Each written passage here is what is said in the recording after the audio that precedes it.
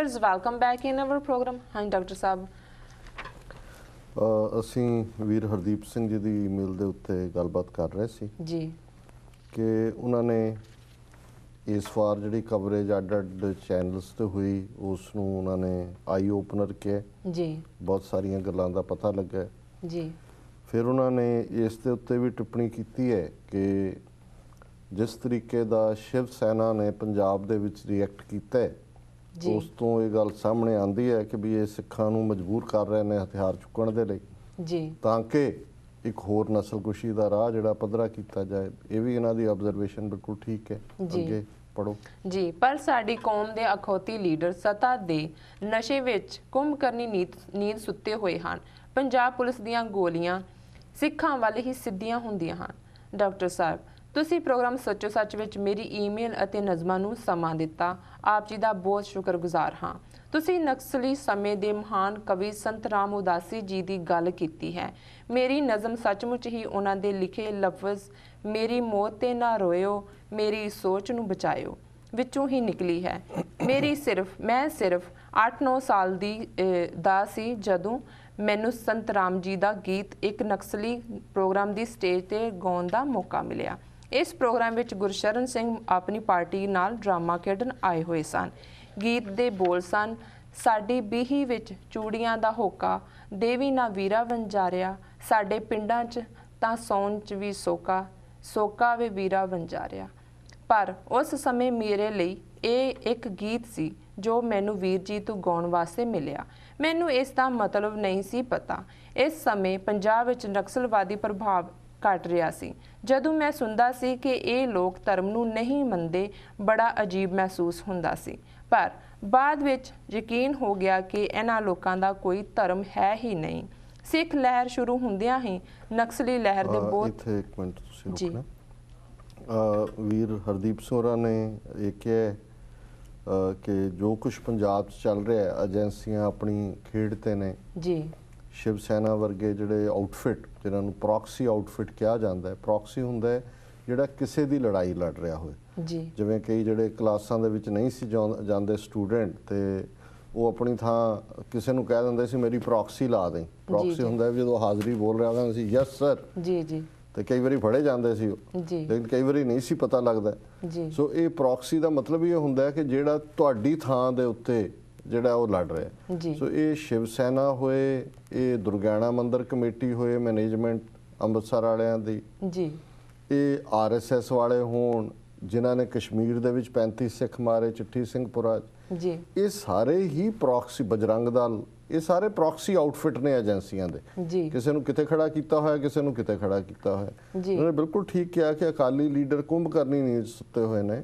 ਇਹਨਾਂ ਨੂੰ ਉਦੋਂ ਪਤਾ ਲੱਗਣਾ ਜਦੋਂ ਇਹੀ ਜਿਹੜੀ ਜਿਸ ਨੂੰ ਇੱਕ ਈਮੇਲ ਵਾਲੇ ਨੇ ਬਾਂਦਰ ਸੈਨਾ ਕਿਹਾ ਸੀ ਕਿ ਵੀ ਇਹਨਾਂ ਨੇ ਆ ਕੇ ਇਹਨਾਂ ਨੂੰ ਵੀ ਸੁੱਤਿਆਂ ਪਿਆਂ ਨੂੰ ਘਰਾਂ 'ਚ ਜਿਹੜਾ ਉਹ ਲੰਮੇ ਪਾਇਆ ਹੋਣਾ ਹੈ ਔਰ ਫਿਰ ਇਹਨਾਂ ਨੂੰ ਸਮਝ ਆਣੀ ਹੈ ਕਿ ਵੀ ਇਹਨਾਂ ਨੇ ਪੰਜਾਬ ਨੂੰ ਕਿਵੇਂ ਏਜੰਸੀਆਂ ਦੀ ਖੁੱਲ੍ਹ ਖੇਡ ਦਾ ਖੇਤਰ ਬਣਾ ਦਿੱਤਾ, ਕਿਵੇਂ RSS ਪੰਜਾਬ ਦੇ ਵਿੱਚ ਇੰਨਾ ਪਾਵਰਫੁਲ ਹੋ ਗਿਆ ਕਿ ਕੋਈ ਘਟਨਾ ਹੁੰਦੀ ਹੈ ਇਹ 100-200 ਲੈ ਕੇ ਤਲਵਾਰਾਂ ਤੇ ਭਾਲੇ ਤੇ ਦੂਜੇ ਸੜਕਾਂ ਤੇ ਬਦਸ਼ਕਲ ਕਿਸਮ ਦੇ ਲੋਕ ਜਿਹੜੇ ਨੇ ਭੱਦੇ ਨਾਅਰੇ ਲਾਉਂਦੇ ਜਿਹੜੇ ਨੇ ਨਿਕਲ ਪੈਂਦੇ ਨੇ।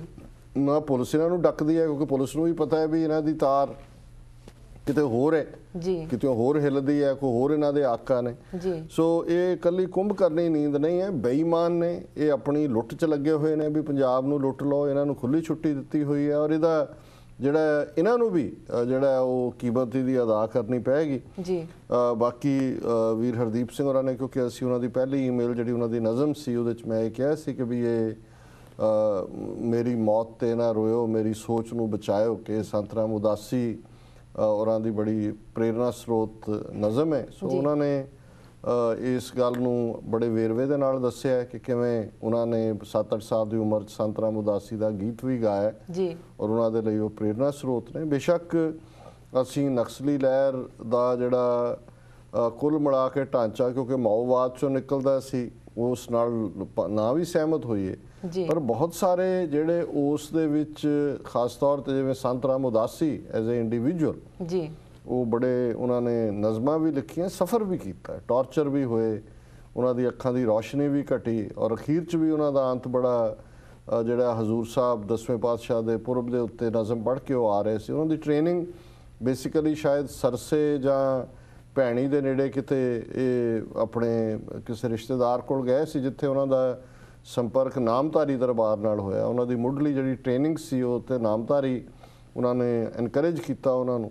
ਸੋ ਜ਼ਾਹਰ ਹੈ ਵੀ ਜਿਹੜੀ ਸਿੱਖੀ ਦੀ ਸਪਿਰਿਟ ਹੈ ਉਸ ਨੂੰ ਬੜੀ ਚੰਗੀ ਤਰ੍ਹਾਂ ਸਮਝਦੇ ਸੀ। ਆਪਣਾ ਪਰਿਵਾਰਕ ਗਰੀਬ ਪਿਛੋਕੜ ਸੀ, ਦਲਿਤ ਭਾਈਚਾਰਾ, ਜਿੱਥੇ ਤੁਸੀਂ ਜਿਹੜੇ ਫਿਊਡਲ ਲੋਕ ਨੇ ਉਹਨਾਂ ਦਾ ਵੀ ਦੇਖਦੇ ਹੋ ਕਿਵੇਂ ਵਰਤਦੇ ਨੇ। ਟੀਚਰ ਸਨ, ਸ਼ਾਇਦ JBT ਟੀਚਰ ਸੀ। ਫਿਰ ਤੁਹਾਨੂੰ ਸਮਝ ਹੁੰਦੀ ਹੈ ਕਿ ਵੀ ਤੁਹਾਡੇ ਆਲੇ ਦੁਆਲੇ ਦੇ ਸਮਾਜ ਨਾਲ ਕੀ ਹੋ ਰਿਹਾ। ਫਿਰ ਜਿਹੜੀ ਕੋਈ ਆਵਾਜ਼ ਨਜ਼ਰ ਆਉਂਦੀ ਹੈ ਕਿ ਇਹ ਸਾਡੀ ਕਿਸਮਤ ਨੂੰ ਬਦਲ ਸਕਦੀ ਹੈ ਜਾਂ ਸਾਡੀ ਜਿਹੜਾ ਓਪਰੈਸਡ ਲੋਕ ਨੇ, ਦਬੇ ਹੋਏ ਲੋਕ ਨੇ, ਉਹਨਾਂ ਦੀ ਜੂਨ ਛੁੱਟ ਸਕਦੀ ਹੈ, ਉਹਦੇ ਵੱਲ ਪ੍ਰਭਾਵਿਤ ਹੋਏ। ਪਰ ਕੁੱਲ ਮਿਲਾ ਕੇ ਜਿਵੇਂ ਉਹਨਾਂ ਨੇ ਆਪਣੀ ਅਗਲੀ ਈਮੇਲ 'ਚ ਬਹੁਤ ਸਾਰੇ ਨਕਸਲੀ ਜਿਨ੍ਹਾਂ ਨੇ ਬਾਅਦ ਦੇ ਵਿੱਚ ਕਿਵੇਂ ਉਹ ਮੂਵਮੈਂਟ ਦੇ ਖਿਲਾਫ ਭੁਗਤੇ, ਉਹ ਇੱਕ ਵੱਖਰੀ ਕਲਾਸ ਹੈ ਔਰ ਉਹਨਾਂ ਦੇ ਨਾਲ ਆਡਾ ਵੀ ਲਿਆ। ਸਿੰਘਾਂ ਨੇ ਵੀ ਉਹਨਾਂ ਨੂੰ ਬੇਨਕਾਬ ਕੀਤਾ। ਪਰ ਸੰਤ ਰਾਮ ਉਦਾਸੀ ਸੱਚਮੁੱਚ ਹੀ ਬੜੇ ਇੱਕ ਇਮਾਨਦਾਰ, ਬੜੇ ਡੈਡੀਕੇਟਿਡ ਔਰ ਗਿਫਟਿਡ ਲੋਕ ਕਵੀ ਸੀ ਕਿ ਉਹਨਾਂ ਦੀਆਂ ਨਜ਼ਮਾਂ ਜਿਹੜੀਆਂ ਨੇ ਅੱਜ ਵੀ, ਬੇਸ਼ੱਕ ਇਸ ਉਹਨਾਂ ਦੀ ਗਾਇਕੀ ਨੂੰ ਵੀ ਅੱਧੀ ਸਦੀ ਬੀਤ ਗਈ, ਪਰ ਜਦੋਂ ਤੁਸੀਂ ਉਹਨਾਂ ਦਾ ਸਾਰਾ ਜਿਵੇਂ ਸ਼ਹੀਦਾਂ ਪ੍ਰਤੀ, ਸੋਚ ਪ੍ਰਤੀ, ਕੁਰਬਾਨੀਆਂ ਪ੍ਰਤੀ ਔਰ ਲੋਕਾਂ ਦੇ ਹੱਕਾਂ ਪ੍ਰਤੀ ਦੇਖਦੇ ਹੋ ਤੇ 50 ਸਾਲ ਬਾਅਦ ਤੁਸੀਂ ਉਹਨੂੰ ਖਾਲਿਸਤਾਨੀ ਯੋਧਿਆਂ ਦੇ ਉੱਤੇ ਵੀ ਟਿਕਾ ਸਕਦੇ ਹੋ, ਖਾਲਿਸਤਾਨੀ ਸਟਰਗਲ ਦੇ ਉੱਤੇ ਵੀ। ਤੇ ਸ਼ਾਇਦ 100-200 ਸਾਲ ਬਾਅਦ ਜੇ ਕਿਤੇ ਵੀ ਕੋਈ ਵੀ ਜਿਹੜਾ ਕਬੀਲਾ, ਕੌਮ ਆਪਣੀ ਆਜ਼ਾਦੀ ਦੇ ਲਈ ਲੜ ਰਹੀ ਹੋਏਗੀ ਤੇ ਉਹਦੇ 'ਚ ਵੀ ਇਹ ਕਵਿਤਾਵਾਂ ਜਿਹੜੀਆਂ ਨੇ ਇਵੇਂ ਹੀ ਪਪੂਲਰ ਹੋਣਗੀਆਂ। ਸੋ ਕਿਸੇ ਗਿਫਟਿਡ ਬੰਦੇ ਦੀ ਅਸਲੀ ਜਿਹੜੀ ਹੈ ਇਹੀ ਹੁੰਦਾ ਹੈ ਉਸ ਦੀ ਰਚਨਾ। ਜੀ ਅੱਗੇ ਲਿਖਦੇ ਨੇ, ਨਕਸਲੀ ਲਹਿਰ ਦੇ ਬਹੁਤ ਅਹਿਮ ਵਿਅਕਤੀ ਇਸ ਵਿੱਚ ਸ਼ਾਮਲ ਹੋ ਗਏ, ਜਿਨ੍ਹਾਂ ਵਿੱਚ ਭਾਈ ਵਧਾਵਾ ਸਿੰਘ ਅਤੇ ਭਾਈ ਤਰਸੇਮ ਸਿੰਘ ਕਾਲਾ ਸੰਘਿਆ ਸ਼ਾਮਲ ਹਨ। ਸੰਘਿਆ ਸ਼ਾਮਲ ਹਨ, ਜਿਹੜਾ ਕਪੂਰਥਲੇ ਦਾ ਪਿੰਡ ਹੈ। ਜੀ ਇਹ ਵਿਅਕਤੀ ਧਾਰਮਿਕ ਬਿਰਤੀ ਵਾਲੇ ਸਨ, ਪਰ ਨਾਸਤਿਕ ਲੋਕ ਜਿਹੜੇ ਕਦੀ ਖੁਦ ਸਰਕਾਰ ਵਿਰੁੱਧ ਹਥਿਆਰਬੰਦ ਸੰਘਰਸ਼ ਕਰਦੇ ਸਨ ਅਤੇ ਪੁਲਿਸ ਸੰਗੀਨਾ ਤਾਣੀ ਉਹਨਾਂ ਨੂੰ ਲੱਭਦੀ ਫਿਰਦੀ ਸੀ। ਉਹ ਸਰਕਾਰ ਦੇ ਝੋਲੀ ਚੁੱਕ ਬਣ ਗਏ ਅਤੇ ਸਿੱਖ ਸੰਘਰਸ਼ ਦੇ ਵਿਰੁੱਧ ਭੁਗਤੇ। ਸਰਕਾਰ ਨੇ ਇਹਨਾਂ ਨੂੰ ਸਿੰਘਾਂ ਨਾਲ ਲੜਨ ਵਾਸਤੇ ਅਸਲਾ ਵੀ ਦਿੱਤਾ ਅਤੇ ਸੁਰੱਖਿਆ ਵੀ ਦਿੱਤੀ। ਇਹਨਾਂ ਵਿੱਚੋਂ ਇੱਕ ਜੈਮਲ ਸਿੰਘ ਪੱਡਾ ਸੀ, ਜਿਸ ਦਾ ਪਿੰਡ ਲਖਨ ਕੇ ਪੱਡੇ ਸੀ। ਇਸ ਤਰ੍ਹਾਂ ਦੇ ਕਈ ਹੋਰ ਵੀ ਸਾਹਮਣੇ ਆਏ। ਇਹਨਾਂ ਨੇ ਸਿੰਘਾਂ ਦੇ ਖਿਲਾਫ ਜ਼ਹਿਰ ਉਗਲੀ, ਕੁਝ ਨੂੰ ਜਾਨਾਂ ਤੋਂ ਵੀ ਹੱਥ ਧੋਣਾ ਪਿਆ। ਇਹ ਉਹੀ ਹੀ ਸਨ ਜਿਹੜੇ ਰਾਤਾਂ ਨੂੰ ਪੁਲਿਸ ਤੋਂ ਬਚਦੇ ਹੋਏ ਸਾਈਕਲਾਂ ਤੇ ਸਾਡੇ ਪਿੰਡ ਆਉਂਦੇ ਸਨ। ਇਹਨਾਂ ਨੂੰ ਪਤਾ ਨਹੀਂ, ਇਹ ਸਮਝ ਕਿਉਂ ਨਹੀਂ ਆਈ ਕਿ ਕੱਲ ਤੱਕ ਜੋ ਸੰਗੀਨਾਂ ਸਾਡੇ ਖੂਨ ਦੀਆਂ ਪਿਆਸੀਆਂ ਸਨ ਉਹ ਦੋਸਤ ਕਿਵੇਂ ਬਣ ਗਈਆਂ। ਪਰ ਜਿਨ੍ਹਾਂ ਦਾ ਧਰਮ ਨਾ ਹੋਵੇ ਉਹ ਕਦੀ ਟਿਕ ਨਹੀਂ ਸਕਦੇ, ਪਲਟ ਜਾਂਦੇ ਹਨ। ਇਹ ਲੋਕ ਭਰਾ ਮਾਰੂ ਜੰਗ ਵਿੱਚ ਸ਼ਾਮਲ ਹੋਏ ਸਰਕਾਰ ਦੇ ਦੋਸਤ ਬਣ ਗਏ। ਹੁਣ ਤੱਕ ਮੈਨੂੰ ਪੂਰੀ ਸਮਝ ਆ ਚੁੱਕੀ ਸੀ ਕਿ ਨਕਸਲਵਾਦੀ ਕੀ ਤੇ ਧਰਮਯੋਧ ਕੀ। ਜਦੋਂ ਸਿੰਘਾਂ ਦੀਆਂ ਸ਼ਹੀਦੀਆਂ ਹੁੰਦੀਆਂ ਤਾਂ ਮੈਨੂੰ ਸੰਤ ਰਾਮ ਉਦਾਸੀ ਜੀ ਦਾ ਗੀਤ ਫਿਰ ਯਾਦ ਆਉਂਦਾ। ਹੁਣ ਮੈਂ ਇਸ ਦਾ ਅਰਥ ਸਮਝ ਚੁੱਕਾ ਸੀ। ਚੂੜੀਆਂ ਦੇ ਨਾਲ ਜਦੋਂ ਚਾਕੂ ਵੀ ਲਿਆਵੇਂਗਾ, ਫਿਰ ਸਾਡੇ ਪਿੰਡ 'ਚੋਂ ਨਿਰਾਸ਼ ਤੂੰ ਨਾ ਜਾਏਗਾ। ਅਸੀਂ ਪਾੜਨਾ ਪਖੰਡ ਵਾਲਾ ਖੋਖਾ, ਖੋਖਾ ਵੇ ਵੀਰਾ ਵੰਜਾਰਿਆ, ਸਾਡੀ ਬੀਹੀ ਵਿੱਚ ਵੰਗਾਂ ਦਾ ਹੋਕਾ, ਨਾ ਦੇਵੀਂ ਵੀਰਾ ਵੰਜਾਰਿਆ। ਕਿਉਂਕਿ ਇਹਦੇ 'ਚ ਆਪਣੇ ਜਿੰਨੇ ਕੁ ਉਹਨਾਂ ਨੇ ਸ਼ਬਦ ਵਰਤੇ ਨੇ ਸੈਲਫ ਐਕਸਪਲੇਨੇਟਰੀ ਨੇ ਜੀ। ਔਰ ਸੰਤ ਰਾਮ ਉਦਾਸੀ ਦੀ ਇਹ ਗੱਲ ਕਿ ਚੂੜੀਆਂ ਸ਼ਿੰਗਾਰ ਰਸ ਹੈ, ਜਿਹਦੇ 'ਚ ਜਿਵੇਂ ਇਹ ਗੱਲ ਕਿਤੇ ਪ੍ਰੋਫੈਸਰ ਮੋਹਨ ਸਿੰਘ ਨੇ ਵੀ ਕਹੀ ਕਿ ਵਿੱਚ ਰੰਗ ਦੇ ਦੇਵੀ ਹੈ ਨਾਰ ਸਾਡੀ, ਵਿੱਚ ਜੰਗ ਦੇ ਦੇਵੀ ਕਟਾਰ ਸਾਡੀ। ਜੀ ਸੋ ਚੂੜੀਆਂ ਸ਼ਿੰਗਾਰ ਹੈ ਤੇ ਜਿੱਥੇ ਲੁੱਟ ਕਸੁੱਟ ਹੋ ਰਹੀ ਹੋਏ, ਲੋਕਾਂ ਦੇ ਮੁੱਢਲੇ ਹੱਕ ਖੋਏ ਜਾ ਰਹੇ ਹੋਣ, ਨਸਲਕੁਸ਼ੀ ਚੱਲ ਰਹੀ ਹੋਏ, ਕੌਮਾਂ ਦੀ ਜ਼ਿੰਦਗੀ ਔਰ ਮੌਤ ਦਾ ਸਵਾਲ ਹੋਏ, ਉੱਥੇ ਤੁਸੀਂ ਚੂੜੀਆਂ ਦਾ ਛਨਕਾਟਾ ਤੇ ਭੰਗੜੇ ਦੇ ਸਟੈਪ ਤੇ ਹੋਰ ਜਿਹੜੀਆਂ ਸੈਲੀਬ੍ਰੇਸ਼ਨਸ ਵੱਲ ਧਿਆਨ ਨਹੀਂ ਦਿੰਦੇ, ਉੱਥੇ ਤੁਸੀਂ ਉਹਨੂੰ ਬਦਲਣ ਦੇ ਲਈ ਕਟਾਰ ਚੁੱਕਦੇ ਹੋ, ਜਿਵੇਂ ਚਾਕੂ ਚੁੱਕਦੇ ਹੋ। ਤੇ ਗੁਰੂ ਨੇ ਤਾਂ ਸਿੱਖ ਦੇ ਗਾਤਰੇ ਹਮੇਸ਼ਾ ਲਈ ਕਿਰਪਾਨ ਪਾਈ ਹੈ ਕਿ ਉਸਨੇ ਜ਼ੁਲਮ ਦੇ ਖਿਲਾਫ ਜਿਹੜਾ ਹੈ ਉਸ ਕਿਰਪਾਨ ਨੂੰ ਚੁੱਕਣਾ ਹੈ, ਜ਼ੁਲਮ ਦੇ ਖਿਲਾਫ ਆਵਾਜ਼ ਚੁੱਕਣੀ ਹੈ। ਸੋ ਇਹੀ ਜਿਹੜਾ ਉਹਨਾਂ ਦੀ ਲਿਖਤ ਹੈ। ਜੀ ਜੀ ਅੱਗੇ ਉਦਾਸੀ ਜੀ ਦੇ ਗੀਤ ਅਜੇ ਵੀ ਨਵੇਂ ਹਨ। ਮੈਂ ਜਦੋਂ ਸਮਾਂ ਮਿਲਦਾ ਹੈ ਇਹਨਾਂ ਨੂੰ ਪੜ੍ਹਦਾ ਹਾਂ। ਇਹਨਾਂ ਅੰਦਰ ਇੱਕ ਜੋਸ਼ ਹੈ, ਇੱਕ ਤਾਕਤ ਹੈ। ਵੀਰ ਜੀ ਮੁਆਫ ਕਰਨਾ, ਬਹੁਤ ਲੰਬੀ ਗੱਲ ਹੋ ਗਈ, ਪਰ ਮੇਰਾ ਲਿਖਣ ਦਾ ਮਕਸਦ ਹੈ ਜੋ ਮੈਂ 8 ਸਾਲ ਦੀ ਉਮਰ ਤੋਂ ਲੈ ਕੇ ਹੁਣ ਤੱਕ ਦੇਖਿਆ ਉਸ ਨੂੰ ਮੈਂ ਬਿਆਨ ਕਰਾਂ। ਜਿਨ੍ਹਾਂ ਲੋਕਾਂ ਦਾ ਅਕੀਦਾ ਆਪਣੇ ਇਸ਼ਟ ਪ੍ਰਤੀ ਦ੍ਰਿੜ ਹੁੰਦਾ ਹੈ ਉਹ ਲੋਕ ਜਾਨਾਂ ਤਾਂ ਵਾਰ ਸਕਦੇ ਨੇ ਪਰ ਜ਼ਾਲਮ ਅੱਗੇ ਗੋਡੇ ਨਹੀਂ ਟੇਕਦੇ। ਪਰ ਜਿਨ੍ਹਾਂ ਅੰਦਰ ਧਰਮ ਨਹੀਂ ਹੁੰਦਾ ਉਹ ਸੰਘਰਸ਼ ਵਿੱਚ ਵੀ ਨਿੱਜੀ ਸਵਾਰਥਾਂ ਲਈ ਸੌਦਾ ਕਰਦੇ ਹਨ। ਬਾਜ਼ਾਰੂ ਚੀਜ਼ਾਂ ਵਾਂਗ ਉਹਨਾਂ ਦੀ ਖਰੀਦਦਾਰੀ ਹੁੰਦੀ ਹੈ ਅਤੇ ਇਹ ਲੋਕਾਂ ਸਾਹਮਣੇ ਫਿਰ ਵੀ ਜਿਉਂਦੇ ਫਿਰਦੇ ਨਜ਼ਰ ਆਉਂਦੇ ਹਨ। ਇਹਨਾਂ ਅੰਦਰ ਜ਼ਮੀਰ ਨਹੀਂ ਹੁੰਦੀ ਅਤੇ ਇਹ ਜਿਉਂਦੀਆਂ ਲਾਸ਼ਾਂ ਤੋਂ ਵੱਧ ਕੁਝ ਵੀ ਨਹੀਂ ਹੁੰਦੇ, ਭਾਵੇਂ ਇਹ ਕਾਮਰੇਡ ਅਕਾਲੀ ਬਣ ਜਾਣ ਜਾਂ ਕੋਈ ਹੋਰ ਭੇਖ ਧਾਰ ਲੈਣ। ਸਮਾਪਤੀ ਮੈਂ ਸੰਤ ਰਾਮ ਉਦਾਸੀ ਜੀ ਦੇ ਬੋਲਾਂ ਨਾਲ ਹੀ ਕਰ ਰਿਹਾ ਹਾਂ। ਗੁਪਤ ਸਿੰਘਾਂ ਦੀ ਭਾਲ ਵਿੱਚ ਪੁਲਸੀਆਂ ਤੋਂ ਬੰਦ ਵੀ ਕਟਵਾਉਣਾ ਪੈ ਸਕਦਾ ਹੈ। ਦੇਗਾਂ ਚਰਖੀਆਂ ਆਰਿਆਂ ਕੋਲੂਆਂ ਦਾ ਕਿੱਸਾ ਮੁੜ ਕੇ ਵੀ ਦੁਹਰਾਉਣਾ ਪੈ ਸਕਦਾ ਹੈ। ਮੀਆਂ ਮੀਰ ਜੀ ਰੱਖੋ ਹਰਮੰਦਰ ਦੀ ਨੀਂਹ, ਵਿਥਿਆ ਸਿੱਖਾਂ ਦੀ ਜੁਗਾਂ ਤੱਕ ਹਰੀ ਹੋਵੇ। ਬਣੇ ਠਾਰ ਜੁਝਾਰੂ ਯੋਧਿਆਂ ਦੀ, ਪਵੇ ਲੋੜ ਚਮਕੌਰ ਦੀ ਗੜੀ ਹੋਵੇ। ਚੜਨ ਵਾਲਿਓ ਹੱਕਾਂ ਦੀ ਭੇਂਟ ਉੱਤੇ ਤੁਹਾਨੂੰ ਸ਼ਰਧਾ ਦੇ ਫੁੱਲ ਚੜਾਉਣ ਲੱਗਿਆਂ ਤੁਹਾਡੀ ਯਾਦ ਵਿੱਚ ਬੈਠ ਕੇ 2 ਘੜੀਆਂ ਇੱਕ ਦੋ ਪਿਆਰ ਦੇ ਹੰਝੂ ਵਹਾਉਣ ਲੱਗਿਆਂ ਤੁਹਾਨੂੰ ਮਿਲੂ ਹੁੰਗਾਰਾ ਸੰਸਾਰ ਵਿੱਚੋਂ। ਮੁੱਢ ਬੰਨਿਆ ਤੁਸੀਂ ਕਹਾਣੀਆਂ ਦਾ, ਸਹੁੰ ਖਾਂਦੇ ਹਾਂ ਅਸੀਂ ਜਵਾਨੀਆਂ ਦੀ, ਮੁੱਲ ਤਾਰਾਂਗੇ ਅਸੀਂ ਕੁਰਬਾਨੀਆਂ ਦਾ।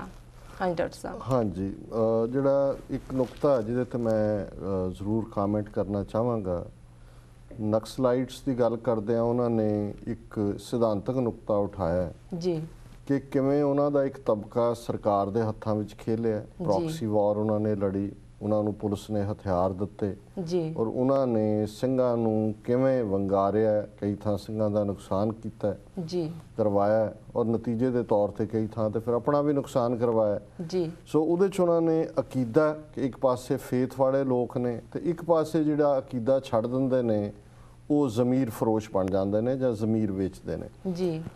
ਅਸੀਂ ਇਹ ਸਮਝਦੇ ਹਾਂ ਵੀ ਇਹ ਕਮਿਊਨਿਸਟ ਲਹਿਰ ਆਪਣੇ ਆਪ ਦੇ ਵਿੱਚ ਉਹਨਾਂ 'ਚ ਮੈਂ ਜਿਹੜੇ ਸਚਿਆਰੇ ਨਕਸਲੀ ਸੀ ਨੌਜਵਾਨ ਜਿਨ੍ਹਾਂ 'ਚ ਬਹੁਤੇ ਸਿੱਖਾਂ ਦੇ ਮੁੰਡੇ ਸੀ ਜੀ, ਚੰਗੇ ਘਰਾਂ ਦੇ ਵੀ ਸੀ, ਜਿਹੜੇ ਸੋਸ਼ਲ ਜਸਟਿਸ ਚਾਹੁੰਦੇ ਸੀ, ਸਮਾਜਿਕ ਇਨਸਾਫ ਚਾਹੁੰਦੇ ਸੀ, ਉਹਦੇ ਲਈ ਜੋ ਕੁਝ ਉਹਨਾਂ ਨੂੰ ਪੜ੍ਹਾਇਆ ਗਿਆ ਉਹਨਾਂ ਦੀ ਬ੍ਰੇਨ ਵਾਸ਼ਿੰਗ ਸੀ ਜੀ ਜੀ। ਔਰ ਜਿਹੜੇ ਇਹਨਾਂ ਦੇ ਆਕਾ ਸੀ ਉਹਨਾਂ ਦਾ ਹਮੇਸ਼ਾ ਹੀ ਇਹ ਯਤਨ ਰਿਹਾ ਹੈ ਕਿ ਸਿੱਖਾਂ ਨੂੰ ਪਹਿਲਾਂ ਸਿੱਖੀ ਤੋਂ ਡਿੱਗਿਆ ਜਾਏ।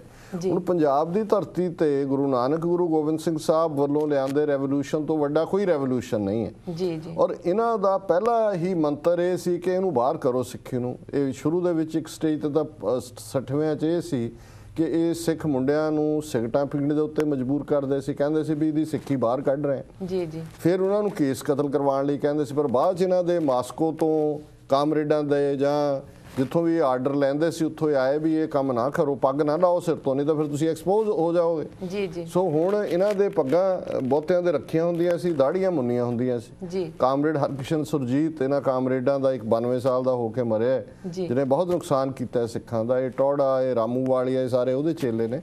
ਉਹਨੂੰ ਕਿਸੇ ਨੇ ਪੁੱਛਿਆ ਟਾਕ ਸ਼ੋਅ ਦੇ ਉੱਤੇ ਕਿ ਜੀ ਵੈਸੇ ਤੁਹਾਡਾ ਧਰਮ 'ਚ ਯਕੀਨ ਨਹੀਂ, ਤੁਸੀਂ ਸਿੱਖੀ ਦੀ ਗੱਲ ਨਹੀਂ ਕਰਦੇ, ਤੁਸੀਂ ਪੱਗ ਕਾਹਨੂੰ ਬੰਨੀ ਹੋਈ ਹੈ, ਫਿਰ ਸਿਰ ਤੇ ਕਾਹਨੂੰ ਰੱਖਿਆ ਇਹਨੂੰ? ਕਹਿੰਦੇ ਜੀ ਇਹ ਕਲਚਰਲ ਹੈ। ਸੋ ਉਹਨਾਂ ਨੇ ਦੇਖ ਲਿਆ ਵੀ ਸਿੱਖਾਂ ਨੂੰ ਧੋਖਾ ਅਸੀਂ ਤਾਂ ਹੀ ਦੇ ਸਕਦੇ ਹਾਂ ਕਿ ਪੱਗਾਂ ਬੰਨ੍ਹ ਕੇ ਤੁਸੀਂ ਸਿੱਖਾਂ ਦੇ ਵਿੱਚ ਵਿਚਰੋ। ਸੋ ਇਸ ਸ਼੍ਰੇਣੀ ਦੇ ਬਹੁਤ ਸਾਰੇ ਅੱਜ ਵੀ ਪੱਤਰਕਾਰੀ ਦੇ ਵਿੱਚ ਵੀ ਨੇ। ਅੱਜ ਜਿਵੇਂ ਘੱਲੂਘਾਰਾ ਹਫ਼ਤੇ ਦੇ ਦੌਰਾਨ ਕੋਈ ਸੀਰੀਅਲ ਬਣਾ ਕੇ, ਕੋਈ ਆਰਟੀਕਲ ਲਿਖ ਕੇ, ਕੋਈ ਅਜੀਤ 'ਚ ਵੜ ਗਿਆ, ਕੋਈ PTC 'ਚ ਵੜਿਆ ਹੋਇਆ, ਕੋਈ ਗਲੋਬਲ ਪੰਜਾਬੀ 'ਚ ਆ ਗਿਆ, ਕੋਈ ਦੂਜੇ ਚੈਨਲਾਂ ਤੇ ਆਏ ਹੋਏ ਨੇ। ਇਹ ਸਾਰੇ ਜਿਹੜੇ ਨੇ ਇਹ ਉਹੀ ਕਾਮਰੇਡੀ ਸੋਚ ਹੈ ਜਿਹੜੀ ਮੁੱਢਲੇ ਤੌਰ ਤੇ ਸਿੱਖੀ ਨੂੰ ਬਰਦਾਸ਼ਤ ਨਹੀਂ ਕਰਦੀ। ਇਹਨਾਂ ਦੀ ਟ੍ਰੇਨਿੰਗ, ਮੈਂਟਲ ਟ੍ਰੇਨਿੰਗ ਇਹਦੀ ਜਿਹੜੀ ਹੈ ਇਹਨਾਂ ਦੀ, ਉਹ ਸਿੱਖੀ ਦੇ ਅਗੇਂਸਟ ਹੈ। ਸੋ ਇਹ ਜਿਹੜਾ ਇੱਕ ਤਬਕਾ ਵਿਕਿਆ ਜੀ, ਇਹਨਾਂ ਨੇ ਬਹੁਤ ਨੁਕਸਾਨ ਕੀਤਾ ਔਰ ਇਨ ਦਾ ਐਂਡ ਅਸੀਂ ਸਮਝਦੇ ਹਾਂ ਵੀ ਜਿਵੇਂ ਅੰਗਰੇਜ਼ੀ 'ਚ ਕਹਿੰਦੇ ਨੇ ਕਿ ਦੇ ਸਟੈਂਡ ਐਕਸਪੋਜ਼ਡ। ਇਹਨਾਂ ਦੇ ਹਥਿਆਰਬੰਦ ਵਾਲੇ ਵੀ ਐਕਸਪੋਜ਼ ਹੋ ਗਏ ਤੇ ਜਿਹੜੇ ਅੱਜ ਪੱਤਰਕਾਰ ਲੱਗੇ ਹੋਏ ਨੇ ਸ਼ਰਾਰਤ ਕਰਨ, ਅੱਜ ਇੰਨੀ ਕੁ ਅਵੇਅਰਨੈਸ ਸਿੱਖਾਂ 'ਚ ਆਈ ਹੈ ਵੀ ਇਹਨਾਂ 'ਚੋਂ ਵੀ ਬਹੁਤ ਸਾਰੇ ਜਿਹੜੇ ਨੇ ਉਹ ਬੇਨਕਾਬ ਹੋ ਰਹੇ ਨੇ। ਬਾਕੀ ਆਉਂਦੇ ਸਮੇਂ 'ਚ ਵੀ ਹੋਣਗੇ, ਜਿਹੜੇ ਰਹਿ ਗਏ ਉਹਨਾਂ ਨੂੰ ਫਿਰ ਅਸੀਂ ਵੀ ਬੇਨਕਾਬ ਕਰਾਂਗੇ। ਹੁਣ ਕੱਲੇ ਨੂੰ ਸਾਹਮਣੇ ਲਿਆ ਕੇ ਔਰ ਇਹਨਾਂ ਦੀਆਂ ਲਿਖਤਾਂ ਨੂੰ। ਜੀ ਡਾਕਟਰ ਸਾਹਿਬ, ਇੱਥੇ ਲੈਣੇ ਇੱਕ ਛੋਟਾ ਜਿਹਾ ਬ੍ਰੇਕ। ਵੀਅਰਸ ਵਿਚਾਰਾਂ ਦਾ ਸਿਲਸਿਲਾ ਇਸ ਤਰ੍ਹਾਂ ਹੀ ਚੱਲਦਾ ਰਹੇਗਾ। ਮਿਲਦੇ ਹਾਂ ਇੱਕ ਛੋਟੇ ਜਿਹੇ ਬ੍ਰੇਕ ਤੋਂ ਬਾਅਦ।